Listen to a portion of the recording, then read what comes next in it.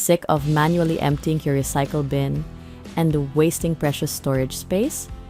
Well, say goodbye to this annoying task and reclaim your hard drive with this powerful automation trick. Let's dive right in. The popular way of emptying the recycle bin and reclaiming storage space is to right-click on the recycle bin icon found on the desktop and selecting the empty recycle bin option. This video will reveal a simple, step-by-step process to set up your recycle bin to automatically empty itself on Windows, so you can finally forget about it and focus on what truly matters. First things first, open your Windows settings. You can do this by clicking on the Start menu and selecting Settings. Navigate to the System settings.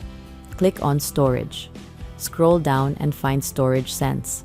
Turn it on and then click on it. Make sure that the Automatic User Content Cleanup switch is turned on. Here's the crucial part.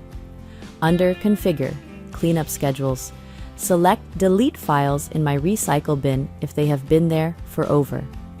Then set your preferred duration. I recommend choosing a time frame that suits your needs.